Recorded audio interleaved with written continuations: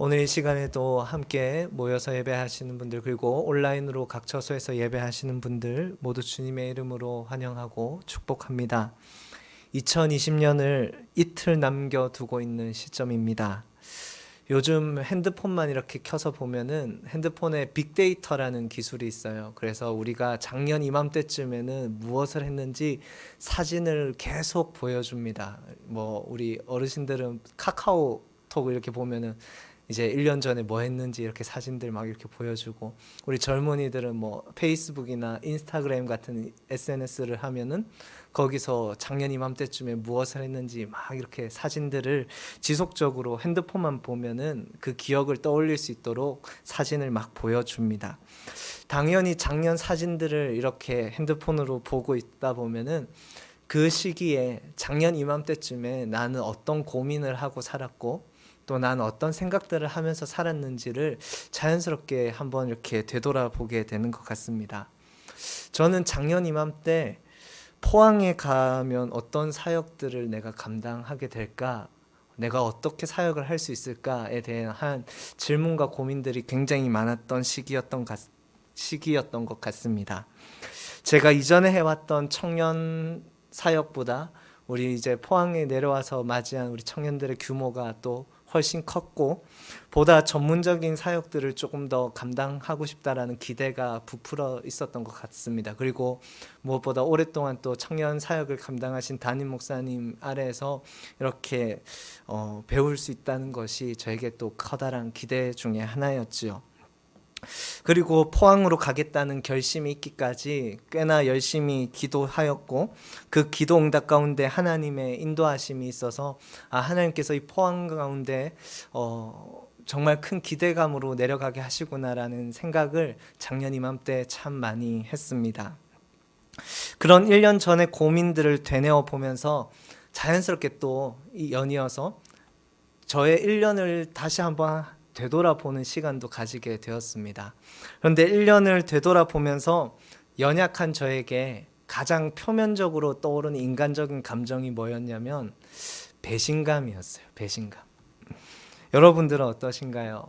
뭔가 2020년을 시작하면서 부풀어 있었던 꿈과 우리에게 계획들이 다들 있으셨을 텐데 2020년을 마무리하는 지금 시점에서 우리에게 이 2020년에게 뭔가 배신당했다는 그런 느낌이 있지 않을까라는 생각을 해봅니다. 무언가 부풀어 있던 꿈과 계획들이 이 코로나19라는 복병을 만나면서 내가 믿었던 현실과 전혀 다른 현실을 우리가 지금 마주하면서 살아오고 있는 것 같습니다. 그러면서 자연스럽게 이 배신감이 찾아오더라고요.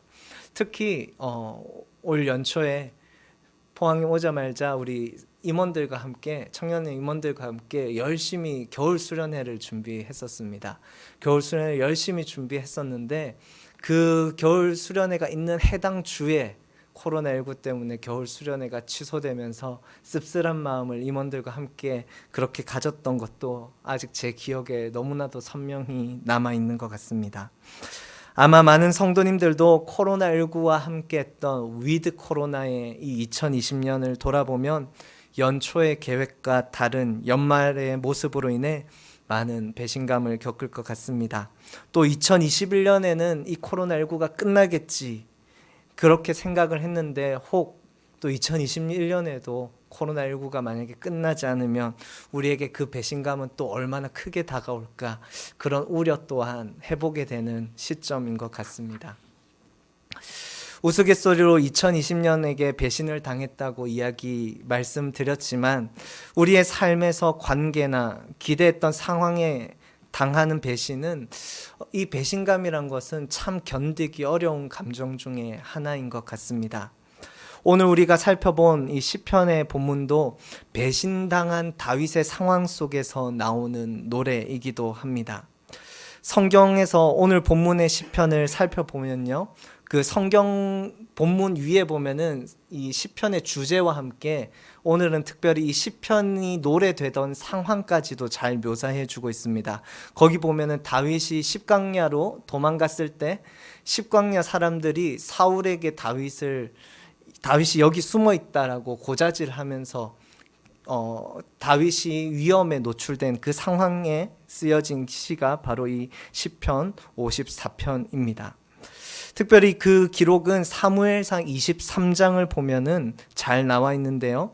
사무엘상 23장을 보면 다윗이 사울에게 도망하던 두 가지 장소를 설명해 주고 있습니다. 사무엘상 23장의 전반부에는 그일라라는 장소가 등장을 하고요.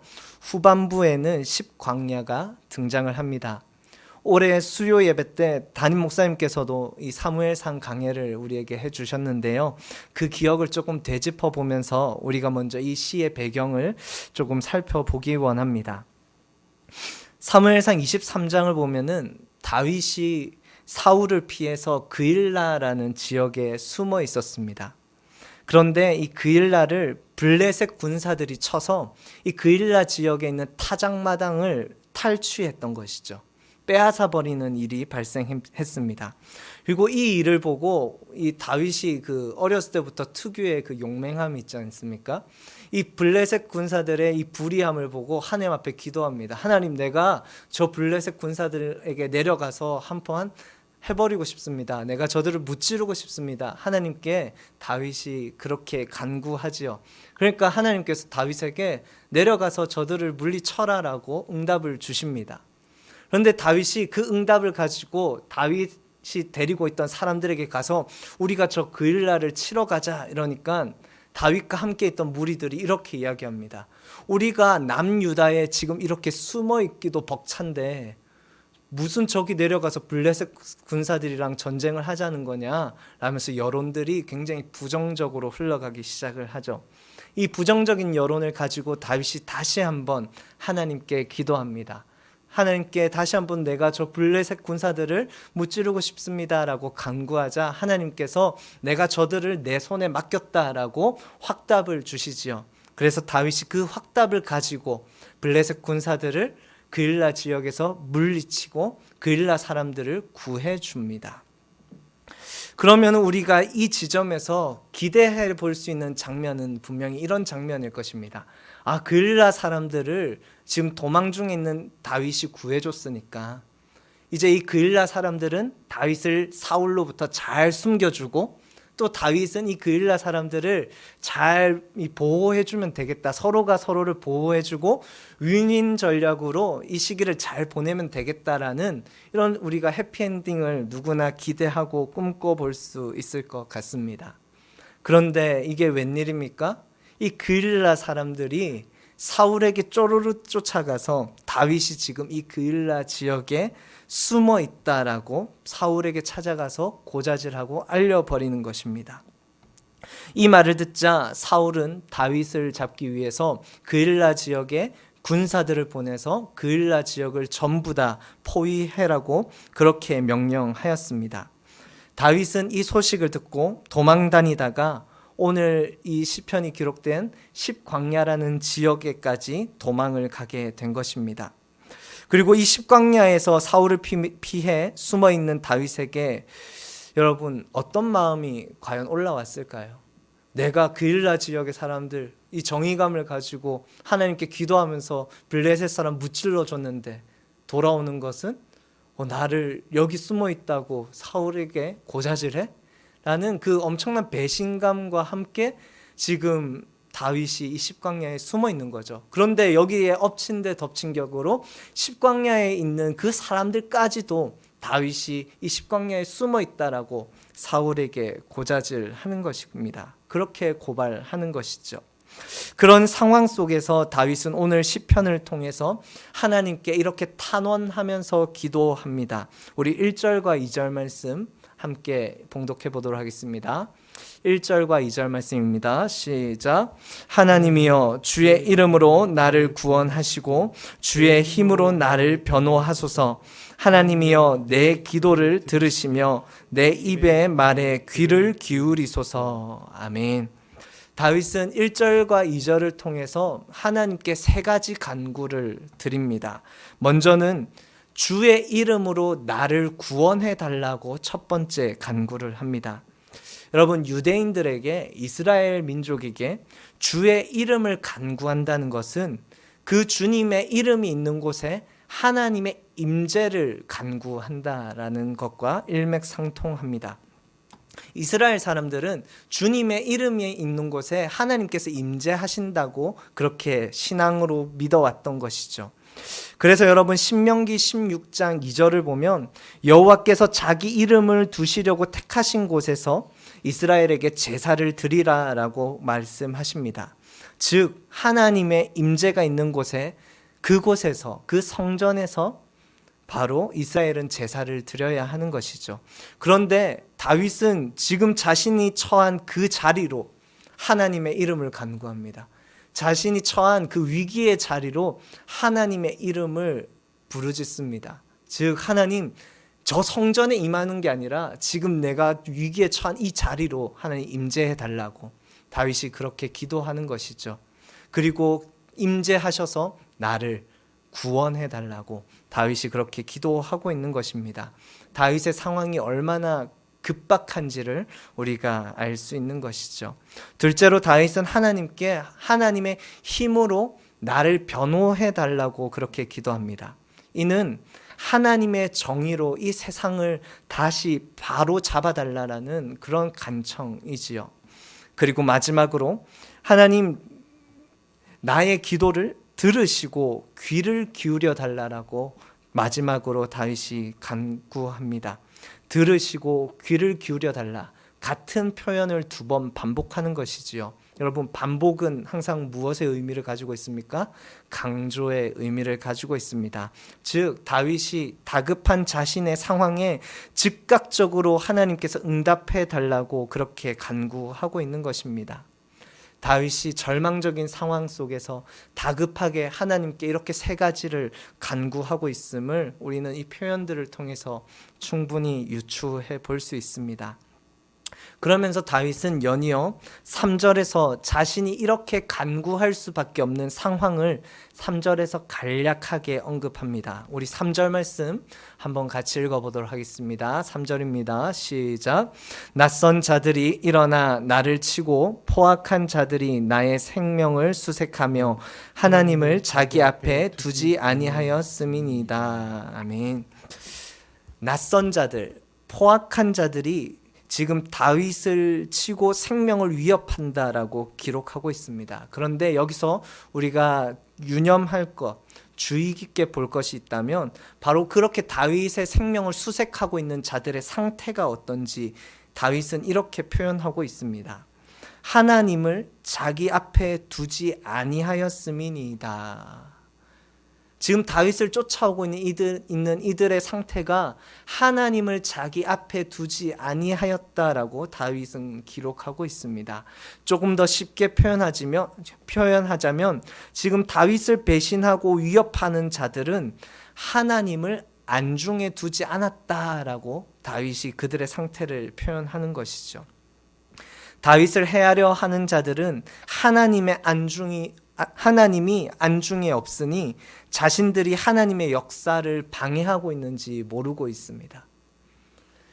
하나님은 다윗이라는 이 한 인물을 통해서 하나님의 역사를 써내려가려고 계획하고 계시고 진행 중이신데 하나님이 안중에 없으니 그들은 오히려 하나님의 역사를 지금 가로막고 있고 방해하고 있다라는 사실입니다.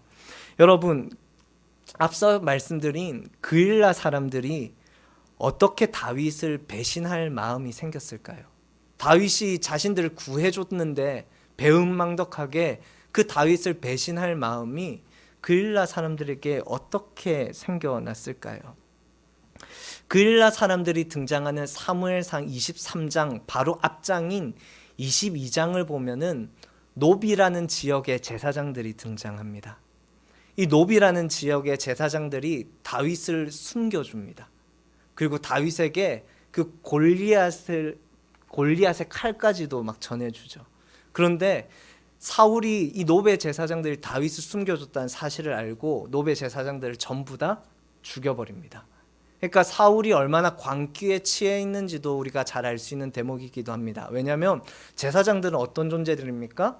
하나님께서 기름 부으셔서 세운 존재들입니다. 그런데 하나님께서 기름 부은 그 존재들을 사울이 자신의 마음에 차지 않는다고 다 죽여버리는 그 사울의 광기 어린 모습을 우리는 확인할 수 있는 것이죠.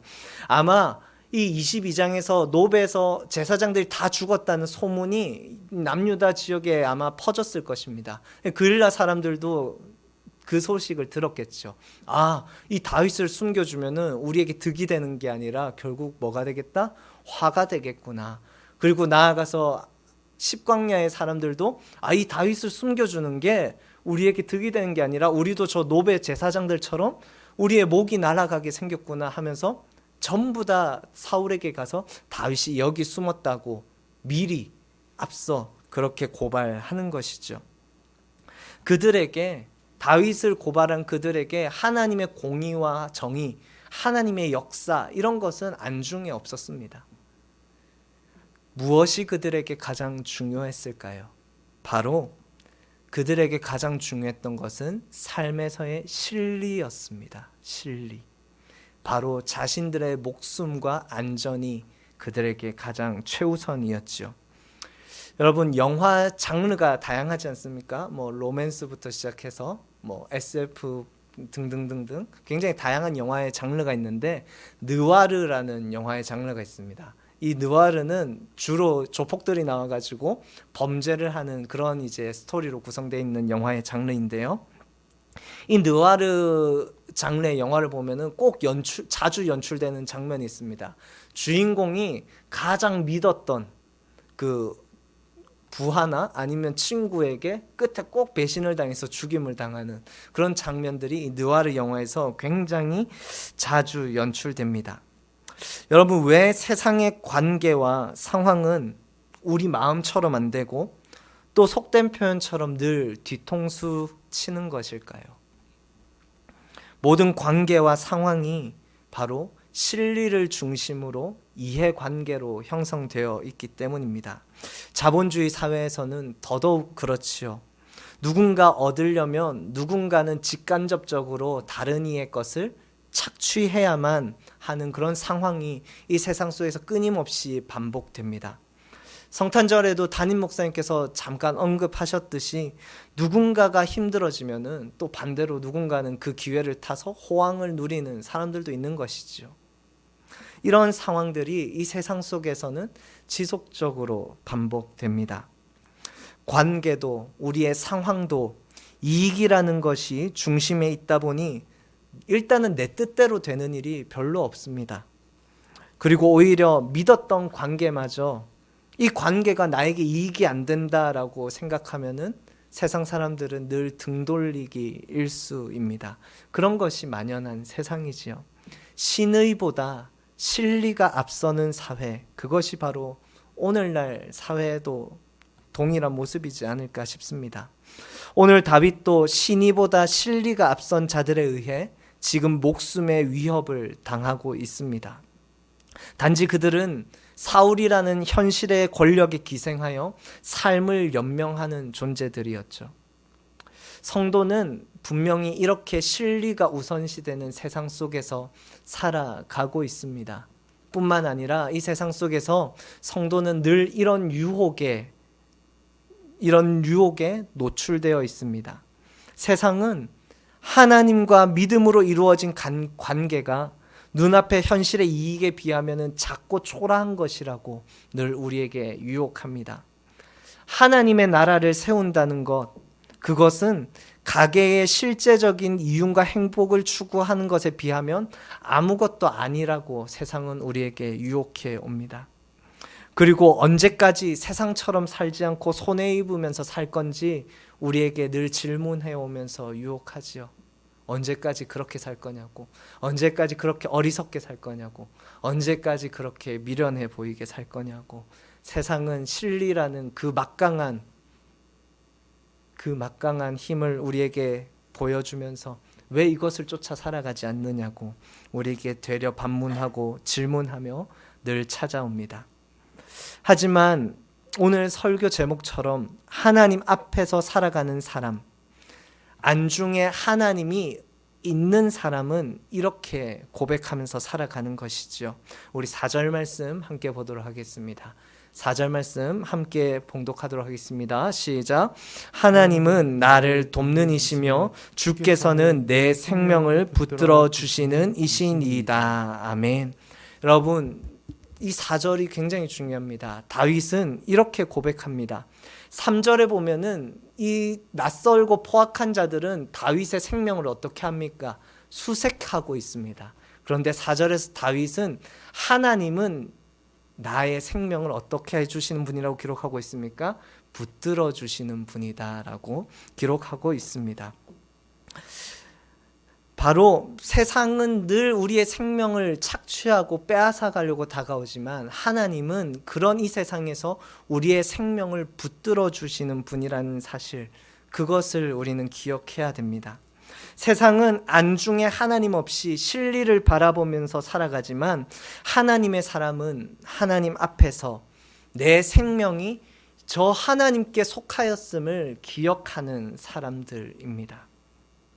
하나님께 우리의 생명이 속하였으니 성도는 마땅히 하나님의 역사를 살아가는 존재이기도 합니다. 그렇기에 연이어 다윗은 5절에서 이렇게 고백을 하지요. 우리 5절도 한 목소리로 읽어보도록 하겠습니다. 시작. 주께서는 내 원수에게 악으로 갚으시리니 주의 성실하심으로 그들을 멸하소서. 아멘. 다윗은 자신의 생명을 하나님께 내어드리고, 그리고 하나님께서 나의 생명을 붙잡고 있다는 사실을 믿기 때문에 하나님의 역사를 살아가려고 애씁니다. 그리고 이 하나님의 역사를 살아가는 다윗에게는 이런 고백이 나오는 것이죠. 하나님은 내 생명만을 붙드실 뿐만 아니라 내 원수까지도 갚으실 것이라는 믿음이 바로 이 다윗에게 있습니다. 여러분, 성도는 삶을 살아가면서 억울해도 이 세상의 심판과 송사를 하나님께 맡겨드리는 존재들입니다. 다윗도 그런 생을 살지 않았습니까? 사울을 죽일 수 있는 기회가 다윗에게 몇 번이나 있었지만 다윗은 자신의 손으로 심판하지 않고 하나님께 그 모든 송사를 내어드리며 맡기는 믿음의 사람이었습니다. 왜냐하면 하나님께서는 늘 성실하게 세상의 악을 멸하시는 분이라는 그 믿음이 성도에게는 있기 때문입니다. 여러분, 세상을 바라보면 세상에는 늘 부조리함이 만연해 있지만 성도는 그 부조리함 속에서 하나님께서 성실히 정의를 이루어 갈 것이라는 믿음으로 살아갑니다. 그렇기에 우리는 악을 악으로 갚지 않고 하나님께 그 모든 송사를 맡겨드립니다. 오직 내가 하나님의 역사를 살아가는 사람이라는 그 자의식이 있을 때만, 내가 이 세상을 정의 내리고 내가 이 세상을 심판하고 내가 이 세상을 규정하는 것, 내 인생을 살아가는 것이 아니라 하나님의 역사를 내가 함께 동참하고 살아간다라는 그 자의식이 있을 때에만 이 세상의 모든 송사를 우리는 주님께 맡겨드릴 수 있습니다. 우리 마지막으로 6절과 7절 말씀 한 번 더 봉독하도록 하겠습니다. 6절과 7절 말씀입니다. 시작. 내가 낙헌제로 주께 제사하리이다. 여호와여, 주의 이름에 감사하오리니 주의 이름이 선하심이니이다. 참으로 주께서는 모든 환난에서 나를 건지시고 내 원수가 보응받는 것을 내 눈이 똑똑히 보게 하셨나이다. 아멘. 6절과 7절은 이 시의 마지막 부분입니다. 시인은, 이 다윗은 여전히 목숨이 위태로운 상황이지만 강한 확신으로 하나님께 마지막으로 찬양을 드리면서 시를 마무리하고 있습니다. 다윗은 어떤 제사를 하나님께 드리겠다고 6절에서 고백합니까? 하나님께 내가 낙헌제를 드리겠다라고 고백합니다. 여러분, 낙헌제는 이스라엘이 종교적으로 정해놓은 절기나 정기 제사가 아니었습니다. 그러니까 정기적으로 절기가 찾아오거나 아니면 예루살렘에 갔을 때, 아니면 정기적으로 우리가 주일 성수하는 것처럼 그렇게 드리는 제사가 아니었습니다. 낙헌제는 철저히 자발적으로 감사하는 마음이 우러나올 때 하나님께 드리는 제사가 바로 낙헌제였습니다. 자신이 하나님께 개인적으로 서원한 것을 기쁨으로 드리는 제사가 낙헌제였죠. 그래서 인간이 하나님께 드릴 수 있는 최고의 진실한 제사, 적어도 성경이 기록하고 있는 인간이 하나님께 드릴 수 있는 최고의 진실한 제사가 바로 이 낙헌제입니다. 시인은 하나님이 구원하실 것이라는 그 확신에서부터 내가 주님께 이 진실한 제사를, 낙헌제를 드리겠다라고 주님께 고백합니다. 그리고 연이어서 두 번이나 주의 이름이 나옵니다. 여호와여 주의 이름에 감사하오리니 주의 이름이 선하심이니이다. 아멘. 주의 이름은 앞서 말씀드렸다시피 주님의 임재를 말하는 것이라고 말씀드렸습니다. 다윗은 주님께서 임재하신 것에 대해서 감사하다고, 그 주님께서 내 삶에 임재해 주신 것이 선하시다고 찬양하고 있습니다. 왜 이렇게 찬양합니까? 8절에서 이내 고백하는 것처럼 하나님께서 나를 환난에서 건지시고 불의에서 공의를 이루실 것을 확신하였기 때문에 그는 하나님의 임재에 감사하고 하나님의 임재가 선하시다라고 찬양하고 있는 것이죠. 철저히 이익과 탐욕을 중심으로 돌아가는 세상을 바라보면 잔혹과 폭력이 난무하고 야만으로 얼룩진 세상과도 같습니다. 이런 세상 속에서 하나님의 뜻을 이루며 산다는 것은 누가 봐도 이 세상 속에서 희생양으로 살아가는 것처럼 보이기 십상입니다. 하지만 다윗이 자신의 생명을 주님께 맡기고 모든 송사를 주님께 맡기듯이 우리도 우리의 생명을 주님께 맡기고 우리의 송사를 주님께 맡기며 살아갈 때에 하나님께서는 그 끝내, 세상이 보기에는 우리가 미련하고 어리석어 보이지만 그 끝내 우리를 승리하게 하실 것이라고 성도는 믿음으로 고백합니다. 성도는 주님께서 역사의 주관자이시며 우리의 삶을 책임지시고 결국 승리하게 하실 것을 믿는 자입니다. 말씀을 정리하겠습니다. 2020년 어찌 보면 믿었던 관계와 기회와 상황이 우리를 배신하는 그런 시간이었을 수도 있을 것 같습니다. 여러분, 어찌 보면 이 세상 부조리함과 잔혹함과 폭력이 얼룩진 그런 세상이지 않습니까? 조심스럽지만 아마 실리가 자신의 힘을 과시하며 우리를 유혹하는 세상은 주님이 오실 때까지 계속적으로 지속되지 않을까 생각합니다. 주님이 오시는 그날까지 세상은 눈앞의 이익이 우선시 되고 눈앞의 이익 때문에 하나님과의 믿음이 작아 보이게끔 만드는 그런 세상이지 않을까 생각해 봅니다. 하나님은 안중에 없이 내가 살기 위해 다른 생명을 취하는 세상은 지속될 것입니다. 이런 세상 속에서 오늘 시인을 통해 우리가 고민해 볼 수 있는 태도는 하나님 앞에서 우리는 어떻게 살아가야 하는가라는 질문입니다. 하나님의 백성은 하나님 앞에서 나의 생명이 주님께 속했고 삶의 모든 송사가 주님께 있음을 기억하면서 살아갑니다. 진리에 따라 흔들리는 세상 속에서 하나님의 역사를 굳건히 믿으며 살아갑니다. 그리고 결국 공의와 정의를 이루실 하나님의 그 성실하심을 믿음으로 고백합니다. 내 생명을 하나님 앞에 맡기고 살아가느냐, 아니면 세상의 권세에 맡기며 살아가느냐, 우리에게 다가올 2021년에도 우리에게 주어질 질문이며 과제이지 않을까 생각해 봅니다. 여러분, 바라고 원하기는 하나님을 안중에 두지 않고 진리를 쫓아 살아가는 우리의 인생이 아니라 하나님 앞에서 하나님의 역사에 동참하며 하나님의 그 거룩한 뜻을 이루기 위해 노력하며 살아가는 우리의 삶이 되길 간절히 소망합니다. 우리 이 시간 말씀을 기억하며 함께 찬양하며 나아가기 원합니다.